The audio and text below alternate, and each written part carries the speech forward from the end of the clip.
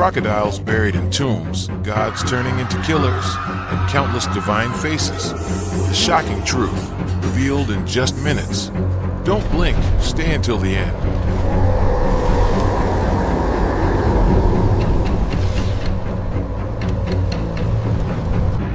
Africa, the cradle of humanity and home to some of the most ancient civilizations, developed a vast array of mythologies and divine figures that reflected the continent's diverse cultures, landscapes, and histories. Among these deities, gods and goddesses associated with war held a crucial place, embodying not only the destructive power of conflict, but also the sacred responsibilities of protection, justice, and cosmic order. The concept of war in African traditions was rarely divorced from spirituality. Battles were seen as extensions of divine will, and victories or defeats were often interpreted through the prism of myth. From the ancient temples of Egypt along the Nile, where gods like Anubis, Sekhmet, and Sobek played roles in legitimizing pharaonic power, to the forests and kingdoms of West Africa, where the Yoruba deity Ogun ruled over iron, technology, and warfare. War gods provided both inspiration and fear, guiding warriors and shaping civilizations. The study of Anubis, Sekhmet, Sobek, and Ogun allows us to trace a sweeping historical narrative, connecting the mythological imagination of Africa to its social and political realities across millennia. Anubis, perhaps one of the most iconic deities of ancient Egypt, is most commonly remembered as the jackal-headed god of mummification and the afterlife. Yet his role was not limited to funerary rites. In earlier periods of Egyptian history, particularly during the Old Kingdom, circa 2686 to 2181 BCE, Anubis was a powerful war deity who represented protection of the necropolis and the safeguarding of Egypt's borders. The association of Anubis with the jackal, an animal that prowled the desert margins, symbolized vigilance and the liminal space between life and death. Ancient inscriptions and pyramid texts describe Anubis as the guardian of the armies, a divine figure invoked to protect soldiers and ensure their safe passage, whether in life or in death. As Egyptian warfare evolved, especially during the Middle and New Kingdoms, Anubis retained his martial associations in the context of funerary beliefs. Soldiers who died in battle were entrusted to him, and amulets depicting his jackal form were buried with the dead as symbols of protection. His role was thus deeply tied to the spiritual dimensions of war, not simply fighting for victory, but ensuring that those who fell were judged fairly and guided into the afterlife according to Ma'at, the principle of truth and order. Sekhmet, by contrast, was one of the most explicitly warlike deities in Egyptian religion, a lion-headed goddess whose name means the powerful one. Sekhmet embodied the ferocity of battle and the devastating heat of the sun. She was considered both the protector of the pharaohs and a bringer of plagues against their enemies. The most famous myth concerning Sekhmet is her role in the destruction of mankind, recorded in the New Kingdom text known as the Book of the Heavenly Cow.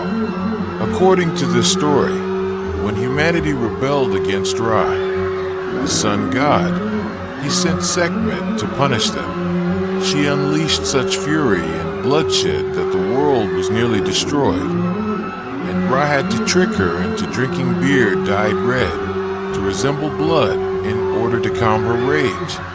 This myth encapsulates Sekhmet's dual nature, uncontrollable violence on one hand and divine protector on the other.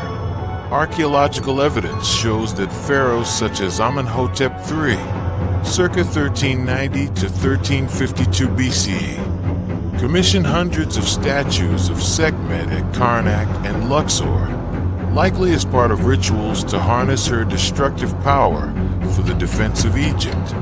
Soldiers prayed to her before campaigns, and her priests conducted ceremonies intended to channel her wrath against foreign enemies while protecting Egypt's own people. Sekhmet was thus not only a goddess of destruction, but also of healing, for her rage could be transformed into protective strength. Sobek, the crocodile-headed god, also occupied a significant role as a war deity in Egypt. Associated with the Nile crocodile, Sobek represented both the dangers and the life-giving power of the river. His temples, particularly in the Fayum region and at Kamambo, reveal a cult that connected him to fertility, military power, and kingship. Sobek was often invoked in contexts of war because the crocodile was feared as a relentless predator, embodying brute force and unstoppable ferocity. Pharaohs of the Middle Kingdom, such as Amenemhat III, circa 1860 to 1814 BCE, associated themselves with Sobek to demonstrate strength and divine legitimacy. Inscriptions describe Sobek as leading armies, striking fear into enemies, and ensuring the pharaoh's dominance. Crocodile mummies discovered in Egyptian tombs suggest that Sobek's cult was widespread and intimately tied to both everyday life and martial symbolism. Sobek thus reflected the Egyptian understanding of war as an extension of nature's power. Just as the Nile gave life, it could also take it, and Sobek embodied this duality. While Egypt developed a pantheon where war was inseparable from kingship and cosmic balance, West Africa cultivated its own martial deity in Ogun, the Yoruba god of iron, war, and technology. Unlike the Egyptian gods, whose myths were inscribed on temple walls, Ogun stories were preserved orally across centuries in Yoruba tradition and spread widely through the African diaspora. Ogun was revered as the first god to descend from the heavens to prepare the world for human habitation, clearing the primordial wilderness with his iron tools. In Yoruba mythology, he is the master of iron and the patron of blacksmiths, warriors, and hunters. His association with iron directly tied him to war, as weapons and tools were forged in his domain. Historically, the worship of Ogun was central to Yoruba city-states such as Ife and Oyo, and later in Benin, where kings and warriors invoked him before battle. Rituals to Ogun often involved offerings of dogs, palm wine, and metal objects, reflecting his appetite for blood and his role as guarantor of victory. During the 19th century, as Yoruba polities engaged in extensive wars of expansion and resistance, Ogun's cult gained renewed prominence. The importance of Ogun extended beyond Africa with the transatlantic slave trade, as Yoruba religious traditions carried by enslaved peoples took root in the Americas. In Brazil, Ogun became Ogum in Candomblé and Umbanda, while in Cuba he became Ogun in Santeria, continuing to serve as a powerful god of war, iron, and labor. His resilience in diaspora religions testifies to the enduring importance of martial deities in African spiritual imagination, linking ancient traditions to modern communities. Ogun embodies not only the violence of battle, but also the transformative power of technology and labor, showing how war gods could also be gods of progress and survival. The convergence of Anubis, Sekhmet, Sobek, and Ogun illustrates the richness and diversity of African conceptions of war and divinity. Anubis represents the spiritual dimension of war, ensuring the fallen are guided into the afterlife. Sekhmet embodies raw destructive power tempered by protective duty. Sobek demonstrates the fusion of natural ferocity with political legitimacy. Ogun illustrates how mastery of technology and iron underpins the very possibility of war and civilization. Together, these deities span thousands of years, from the old kingdom of Egypt to the Yoruba kingdoms and the African diaspora, highlighting how war was understood not as a mere human endeavor, but as an act embedded in the cosmos. The historical implications of these beliefs were profound. In Egypt, pharaohs tied their authority to the gods of war, legitimizing campaigns as divine missions. Sekhmet's ferocity was invoked in military rituals. Sobek's strength was carved into royal propaganda, and Anubis's protection extended into funerary rites that glorified soldiers. In West Africa, Ogun's worship underscored the intimate link between war, labor, and survival, giving warriors and smiths sacred authority. Across Africa, these deities reveal a shared conviction. War was not chaos, but order. Not merely destruction, but a path to justice, survival, and continuity. Beyond their roles already outlined, each of these deities carried layers of meaning that reveal how deeply religion and warfare were intertwined in African societies.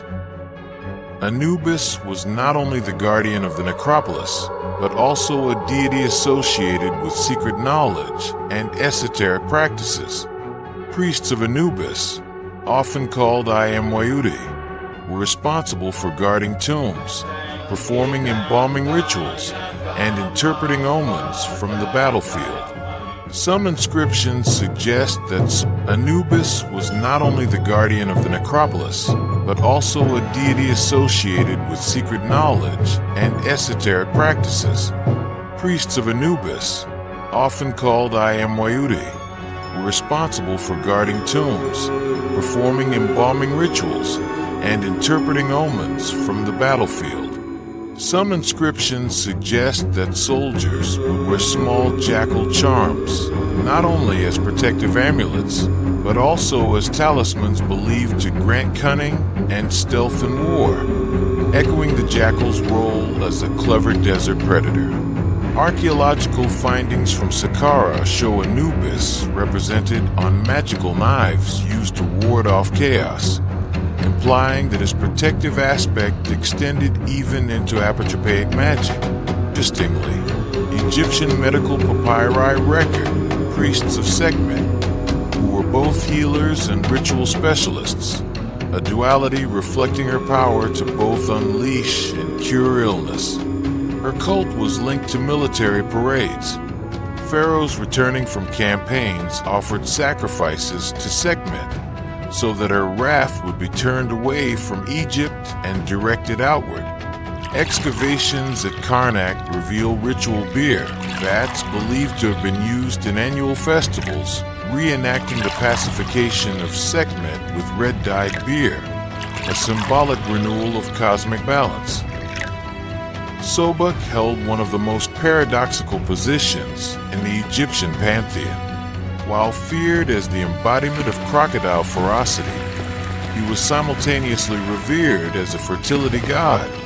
In the Fayum region, crocodiles were raised in temple ponds, fed lavishly, and adorned with jewelry before being mummified. This practice symbolized the merging of divine ferocity with sacred kingship. In military contexts, Sobek was invoked not only for brute strength, but also for tactical cunning, since crocodiles were considered ambush predators. Reliefs from Ka-Mambo show Sobek presented alongside falcon gods like Horus, symbolizing a fusion of brute power with royal vision. The dual cult at Ka-Mambo, dedicated to both Sobek and Horus, suggests that kingship relied equally on destructive force and divine order. Ogun, in the Yoruba tradition, remains one of the most dynamic deities of West Africa. His role extended beyond warfare and metallurgy. He was also patron of roads, boundaries, and transitions. In Yoruba cosmology, every major undertaking, be it a journey, a treaty, or a war, required Ogun's blessing, for he was believed to clear obstacles with his iron tools. This link to roads made him a guardian of both commerce and communication, embedding him deeply into the political life of Yoruba city-states. In diaspora traditions, Ogun's image adapted further.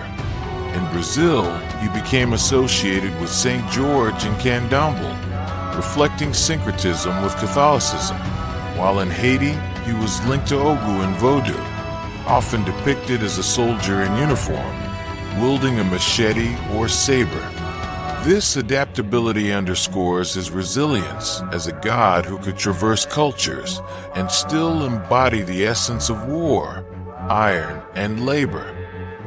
Taken together, these details illustrate that African war deities were never one-dimensional. They combined destruction with protection, violence with fertility, and chaos with healing. They reveal a worldview in which war was not a disruption of order, but a sacred mechanism for maintaining balance, whether through Anubis ensuring justice for the fallen, Sekhmet channeling rage into healing, Sobek merging natural ferocity with kingship, or Ogun turning iron into both weapons and tools of survival. This complexity demonstrates how mythology shaped not just religion but medicine, politics, technology, and social organization across millennia.